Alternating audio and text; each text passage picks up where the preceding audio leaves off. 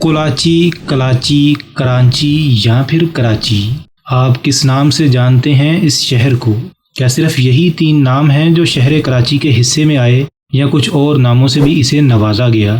آج ہم اس ویڈیو میں بات کریں گے کراچی کی تاریخ اور اس کی اہمیت کے بارے میں، اور یہ بھی جانیں گے کہ کیسے کراچی شہر کروکلا سے کراچی بنا۔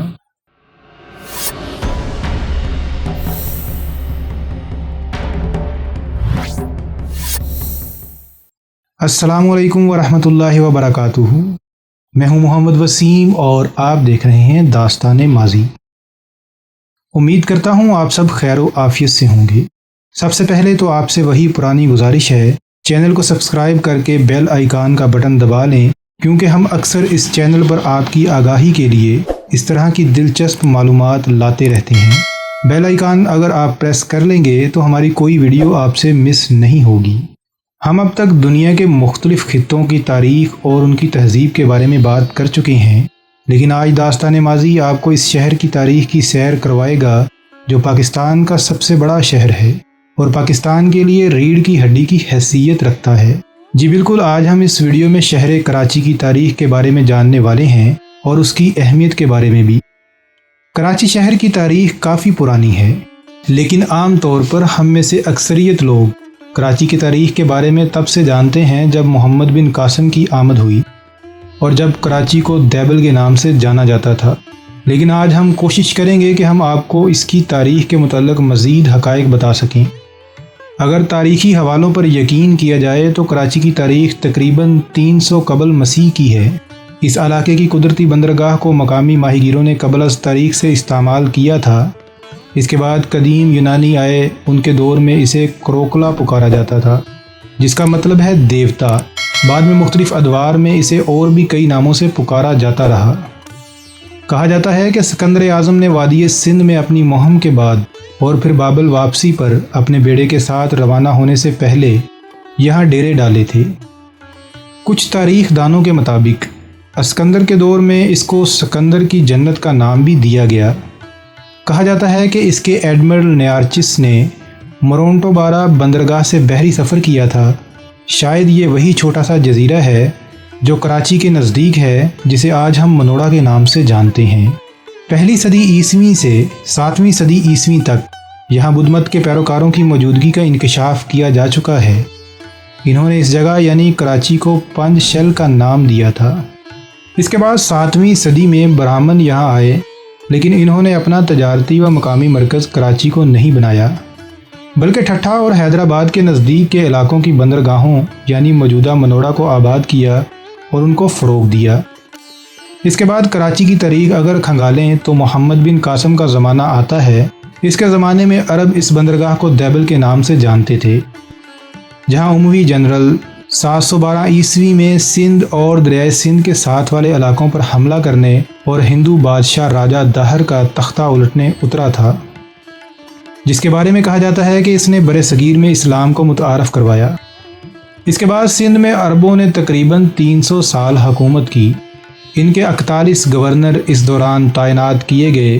اس دوران تاریخ میں سندھ کی مجموعی تاریخ کا ذکر تو ہے، لیکن بطور خاص کراچی کے بارے میں خاص معلومات موجود نہیں ہیں، ماسوائے عبداللہ شاہ غازی کے، جو سندھ کے عظیم صوفی بزرگوں میں سے ایک اور اہل بیت پیغمبر اسلام محمد صلی اللہ علیہ وآلہ وسلم کے خاندان سے بھی تھے۔ 760 عیسوی میں گھوڑوں کے سوداگر اور تاجر کے طور پر عباسی دور میں کوفہ سے یہاں پہنچے، جو اپنی بہادری کے لیے مشہور تھے۔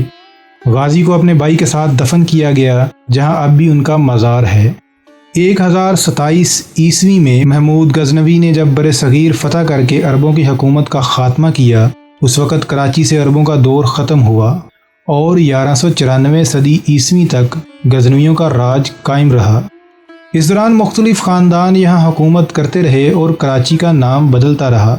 تاریخ بتاتی ہے کہ 1398 عیسوی میں سندھ پہ سومرو قبیلہ کی حکومت قائم ہوئی۔ کچھ محققین کے مطابق سومرو عربی قوم سے ہیں، لیکن کچھ کا خیال ہے کہ وہ سندھ کے فرزند ہیں۔ 1470 عیسوی میں سمو جام قبیلے نے سندھ میں سومرو قبیلے کی حکومت ختم کر کے اپنی حکومت قائم کی اور یہ 1521 تک حکمران رہے۔ 1521 عیسوی میں ارغون یہاں حکمران ہوئے جو خراسان سے آئے تھے۔ پھر اس کے بعد 1554 میں ترخان یہاں قابض ہوئے۔ ان کے دور میں کراچی کا نام بدل کر کراشی ہو گیا تھا۔ وہ اس بندرگاہ کو اپنے تجارتی و عسکری مقاصد کے لیے استعمال کرتے تھے۔ سلطان سلیمان عظیم کے مشہور عثمانی ایڈمرلز میں سے ایک سیدی علی رئیس نے اپنی ایک کتاب میں 1554 میں دیبل اور منوڑا جزیرے کا ذکر کیا ہے، جو پرتگالی نوآبادیاتی بحری جہازوں کے حملے سے دور تھا، لیکن اس پر 1568 میں پرتگالی ایڈمرل فرنو مینڈیس پینٹو دیبل بندرگاہ پر لنگر انداز ہوئے اور عثمانی جہازوں کو تباہ کرنے کی کوشش میں حملہ کیا۔ 1590 عیسوی سے مغلوں نے سندھ میں اپنی حکومت قائم کی، لیکن انہوں نے کراچی کی بندرگاہ پہ خاص توجہ نہ دی۔ ان کے دور میں کراچی کو مومن ہارات کے نام سے پکارا جاتا تھا، تاہم انہوں نے کراچی کی ترقی کے لیے کوئی خاطر خواہ اقدام نہیں اٹھائے۔ 1699 عیسوی میں اورنگزیب نے سندھ کو کلوڑوں کے حوالے کر دیا۔ اس طرح کلوڑوں کو سندھ کا گورنر مقرر کیا۔ یہ دور حکومت 1738 عیسوی تک رہا۔ اس کے بعد کلوڑوں نے سندھ کو نادر شاہ کی ماتحتی میں چلانا شروع کیا، لیکن اس میں کراچی کا علاقہ شامل نہیں تھا، کیونکہ کچھ محققین کے مطابق 1666 عیسوی میں اورنگزیب نے کراچی کو بلوچستان کے ماتحت کر دیا تھا۔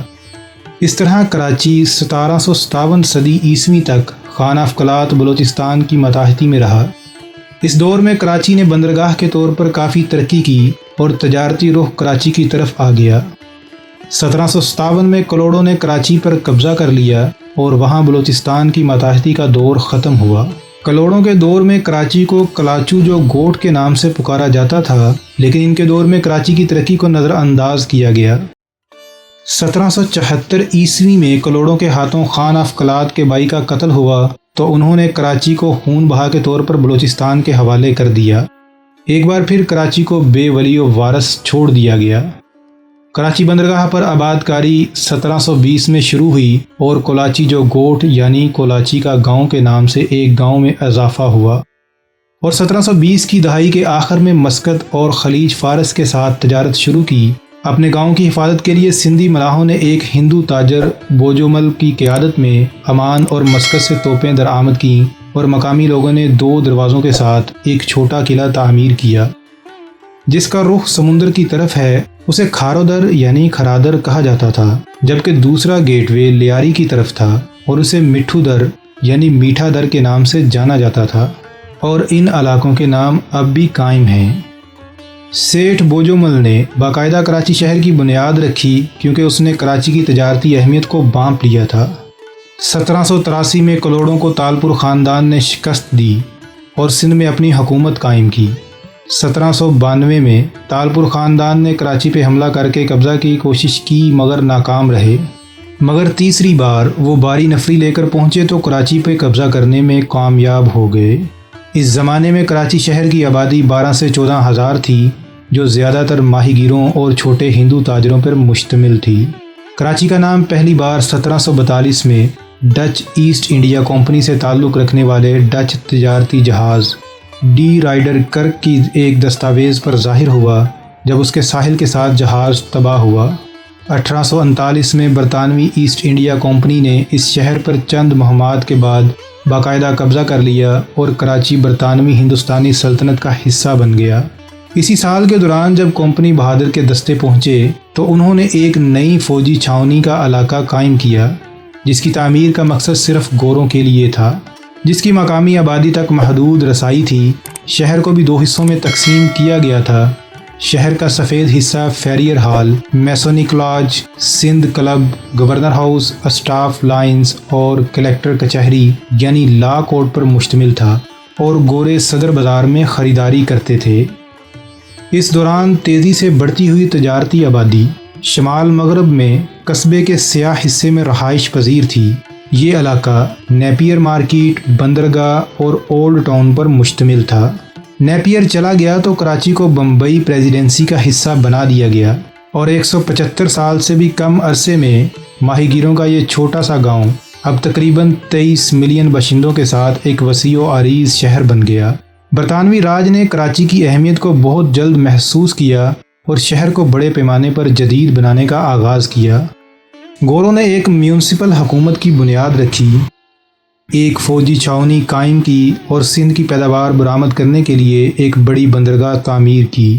نتیجتاً نئے کاروبار سے خوشحالی آئی اور کراچی ایک شہر میں تبدیل ہو گیا۔ سندھ چھوڑنے کے کافی عرصے بعد آرگو نیپیر نے اپنی کتاب میں ایک جملہ لکھا جو کافی مشہور ہوا۔ وہ جملہ یہ تھا، کاش میں آپ کو آپ کی شان میں دوبارہ دیکھنے آؤں۔ 1899 تک کراچی کی مجموعی آبادی تقریباً 1,05,000 افراد پر مشتمل تھی، جس میں مسلمان، ہندو، سکھ، یورپی، آرمینائی، مالائی، یہودی، پارسی، ایرانی، لبنانی، افریقی اور گاوان کے باشندے شامل تھے۔ 1914 تک کراچی برطانوی سلطنت کا سب سے بڑا غلہ برآمد کرنے والا شہر تھا۔ 1924 میں شہر میں بنایا گیا ایک ایروڈروم برطانوی راج میں داخلے کا مرکزی ہوائی اڈہ بن گیا اور اس شہر کو ایشیا کا پیرس کہا جانے لگا۔ آزادی کی تحریک کے دوران ہی کراچی نے پہلی بار ہندوؤں اور مسلمانوں کے درمیان فرقہ وارانہ تشدد کے واقعات کو دیکھا۔ جب یہ 1947 میں پاکستان کی آزادی کے بعد دارالحکومت بنا تو اس نے پہلی بڑے پیمانے پر ہجرت کا مشاہدہ کیا، جب اس کے ہندو اور سکھ باشندے ہندوستان ہجرت کر گئے، جس کی جگہ مسلمان مہاجرین نے لے لی۔ آزادی کے موقع پر کراچی کی آبادی 4 لاکھ سے تجاوز کر چکی تھی۔ نارتھ ناظم آباد کو وفاقی حکومت کے ملازمین کے لیے رہائشی علاقے کے طور پر تیار کیا گیا تھا اور اسے کراچی میں سب سے جدید منصوبہ بنایا گیا تھا، جسے 50 کی دہائی کے آخر میں اٹلی کے منصوبہ سازوں اور معماروں کارلو اسکارپا اور ایلڈو روسی نے ڈیزائن کیا تھا۔ 1958 میں دارالحکومت اسلام آباد منتقل ہونے کے باوجود کوئی اس شہر کو 1960 کی دہائی اور اس کے بعد اور یہاں تک کہ آج تک ملک کا معاشی گڑھ بننے سے نہیں روک سکا۔ دنیا بھر کے کئی ممالک نے پاکستان کی اقتصادی منصوبہ بندی کی حکمت عملی کی تقلید کرنے کی کوشش کی۔ جنوبی کوریا نے کراچی کے دوسرے 5 سالہ منصوبے کی نقل کی اور کراچی کے بعد سول کے عالمی مالیاتی مرکز کی ماڈلنگ کی۔ اسی دوران کراچی کو روشنیوں کا شہر کہا گیا۔ 1971 میں ہجرت کی ایک اور لہر اس وقت آئی جب سابقہ مشرقی پاکستان ٹوٹ کر بنگلہ دیش بن گیا۔ ہزاروں بہاری اور بنگالی کراچی شہر میں پہنچے اور آج کراچی بنگلہ دیش سے آنے والے 10 سے 20 لاکھ کے درمیان مہاجرین کا گھر ہے۔ 1980 اور 1990 کی دہائیوں میں طویل سوویت جنگ اور افغانستان پر قبضے نے ہزاروں افغان مہاجرین کو ملک میں لایا اور ان میں سے بہت سے کراچی کے مضافات میں افغان بستیوں میں آباد ہوئے۔ وہ اپنے ساتھ ہتھیاروں اور منشیات کا کلچر لے کر آئے اور شہر کی اخلاقیات کو ہمیشہ کے لیے بدل دیا۔ پھر 2010 اور 2011 کا میگا سیلاب آیا، اس نے ملک کا 5واں حصہ ڈبو دیا اور یہ سیلاب اندرون سندھ سے ہزاروں سیلاب پناہ گزینوں کو کراچی لے کر آیا۔ بہت سے لوگ جنہیں لیبر اسکوائر میں رکھا گیا تھا وہ کبھی بھی اپنے گاؤں واپس نہیں لوٹے، جیسا کہ بہت سے غریب کرایہ دار کسان تھے جنہوں نے کراچی کو ترقی اور مواقع کے شہر کے طور پر دیکھا، اور جیسے جیسے صفوں میں اضافہ ہوتا گیا اسی طرح شہر کے اصل باشندوں کو درپیش مسائل بھی بڑھتے گئے۔ حکومتی بے حسی ناقص منصوبہ بندی نے روشنیوں کے شہر کی چمک ماند کر دی، لیکن اس کے باوجود یہ شہر مہربان ہے اور ماں کی طرح باہیں کھول کر سب کو اپنی گود میں سمو لیتا ہے۔ اور یوں اس بے مثال شہر کروکلا کا سفر کراچی سے ہوتے کراچی تک جاری و ساری ہے۔ کمنٹ میں بتائیے گا آپ کراچی کو کس نام سے پکارتے ہیں۔ جاتے جاتے آپ سے ایک بار پھر گزارش ہے کہ چینل کو سبسکرائب کر کے ہمیں سپورٹ کریں۔ ملتے ہیں اگلی ویڈیو میں ایک نئی اور دلچسپ معلومات کے ساتھ۔ اللہ حافظ۔